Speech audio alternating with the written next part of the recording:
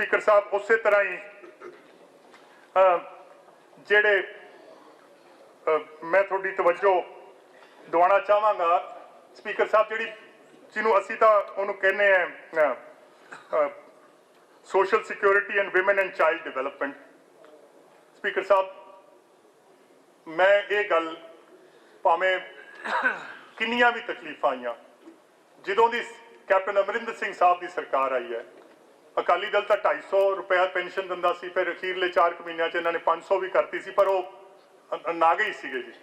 Speaker साहब Congress party की सरकार ने इनू 750 रुपया करती है, बिना नागा ये पेनशन हर महीने टाइम सिर पहुँच जाती है। और इन्हों के वेले 19 लाख बेनीफिशरी सीगे स्पीकर साहब, साडे वेले 19 तो वध के 24 हो गए है।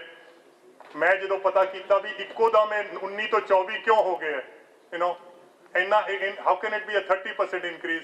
तो मैनू जवाब मिले कि अकाली कांग्रेसियों की पेनशन लगन नहीं देंगे, इस करके होगी तो 24 लाख भी दे देंगे। सो ये स्पीकर साहब पिछले साल तो 2165 करोड़ रुपए खर्च किए गए।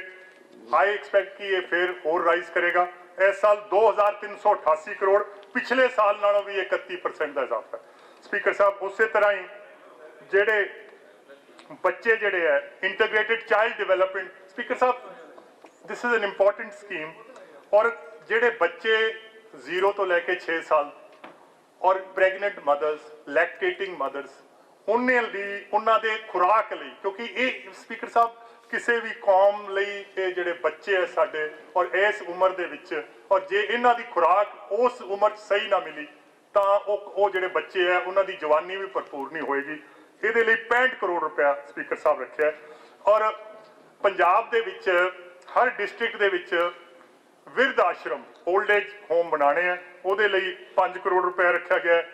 स्पीकर साहब मैं थोड़ी हुण तवज्जो पैरा 110 डिफेंस सर्विसेज रक्षा सेवावां, स्पीकर साहब इस साल ये 127 करोड़ रुपया मखसूस किया गया है। कैप्टन साहब नूं जे दिलों किसी महकमे नाल प्यार है तो फाइनैंस नाल नहीं है, वो डिफेंस सर्विसेज नाल है, और इसलिए मैं 29% ये इजाफा रखा है। और स्पीकर साहब और मुख्यमंत्री साहब के दफ्तर के विच एक खास सैल कायम किया गया जिहदे विच 62, 65, 71 वर्ल्ड वॉर 2 उन्हां दियां जिहड़ियां फौजियां दियां शहीदां दियां उन्हां दियां जिहड़े वारस है उन्हां दियां बेवावां है उन्हां दे जिहड़े भी मुश्किलात है वो CM ऑफिस के स्पैशल सैल च ही हुंदे है। स्पीकर साहब as a mark of respect and gratitude to our soldiers specially from Punjab, और खास करके जेड़ा ने परमवीर, अशोक चक्कर, महावीर, कीर्ति, वीर चक्कर, स्पीकर साहब हुंदा की सीगा कि इन्हां दी जिंदगी दे विच तां इन्हां नूं एक अलाउंस मिलदा सी, पर जदों ये आप दुनिया का हिस्सा नहीं रहिंदे सी तां इन्हां दियां जिहड़ियां बेवावां है या उन्हां दे डिपेंडेंट्स है उन्हां दा फिर घट जांदा सी। स्पीकर साहब आई प्रपोज कि शहीदां दे जिहड़े वारिस है या उन्हां दी बेवा है उन्हां नूं उसे लेवल ते उन्हां नूं गवर्नमेंट जिहड़ी है ऑनरेरियम देगी जिवें कि वो जिंदा सी। So I actually plan to ramp it up. उस तरह ही स्पीकर साहब 6,000 करोड़ 6,000 स्पीकर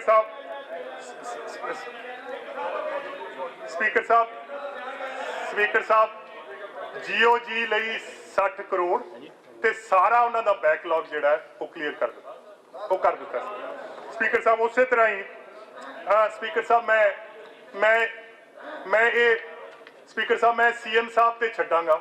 स्पीकर साहब जेडे war decorated India, war decorated का मतलब है तगमे बहादुरी दे मिलते हैं जी, पीस टाइम च भी मिलते हैं, पर क्योंकि जंगां जिहड़ियां है वो हुण 71 की जंग तो बाद कारगिल की हुई है, परमवीर, महावीर, और मोस्टली स्पीकर साहब ये पॉस्ट्यूमस मिलते जो बंदा शहीद हो जाता है परमवीर, और ये जिहड़े जिंदा शहीद तो बहुत थोड़े रह जाते हैं।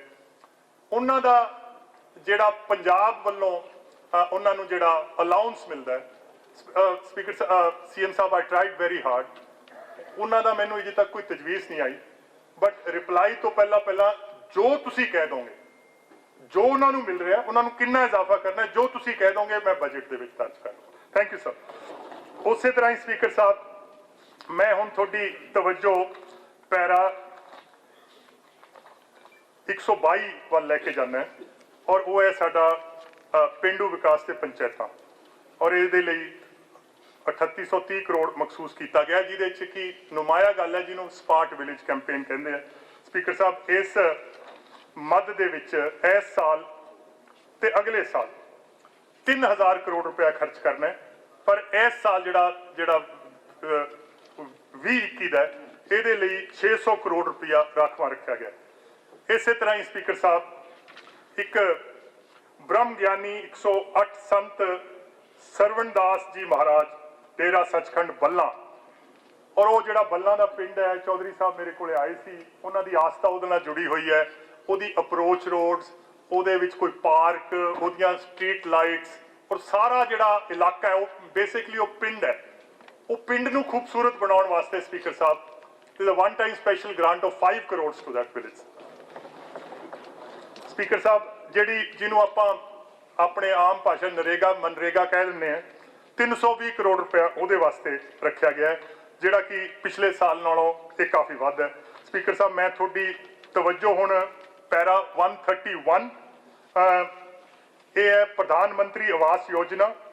ਇਸ ਸਾਲ ਸਪੀਕਰ ਸਾਹਿਬ ਇਹਦੇ ਲਈ ਇਸ ਸਾਲ 'ਚ 10,500 ਬੈਨੀਫੀਸ਼ਰੀਜ਼ ਨੂੰ 125 ਕਰੋੜ ਦੀ ਲਾਗਤ ਨਾਲ ਘਰ ਬਣਾ ਕੇ ਦਿੱਤੇ ਜਾਣਗੇ।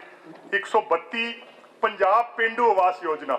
ਸਪੀਕਰ ਸਾਹਿਬ ਭਾਰਤ ਸਰਕਾਰ ਦੀਆਂ ਜਿਹੜੀਆਂ ਸ਼ਰਤਾਂ ਹੈ, ਕਿਉਂਕਿ ਇਹ ਤਾਂ ਇਹ ਤਾਂ ਸੈਂਟਰਲੀ ਸਪਾਂਸਰਡ ਸਕੀਮ ਹੈ, ਉਹਦੇ 'ਚ ਕਈ ਪੰਜਾਬ ਦੇ ਜਿਹੜੇ ਬੈਨੀਫੀਸ਼ਰੀਜ਼ ਹੈ ਉਹਦੇ 'ਚ ਕੁਆਲੀਫਾਈ ਨਹੀਂ ਕਰਦੇ, ਤਾਂ ਇਹ ਪੰਜਾਬ ਦੀ ਆਪਣੀ ਸਕੀਮ ਹੈ ਪੰਜਾਬ ਪੇਂਡੂ ਆਵਾਸ ਯੋਜਨਾ। ਇਹਦੇ ਵਿੱਚ 500 ਕਰੋੜ ਰੁਪਇਆ ਰੱਖਿਆ ਗਿਆ। ਸੋ ਜੇ ਤੁਸੀਂ ਦੋਨਾਂ ਨੂੰ ਮਿਲਾ ਲਓਗੇ ਤਾਂ 625 ਕਰੋੜ ਰੁਪਇਆ ਸਪੀਕਰ ਸਾਹਿਬ ਇਹਦੇ 'ਚ ਹੋ ਜਾਏਗਾ। ਸਪੀਕਰ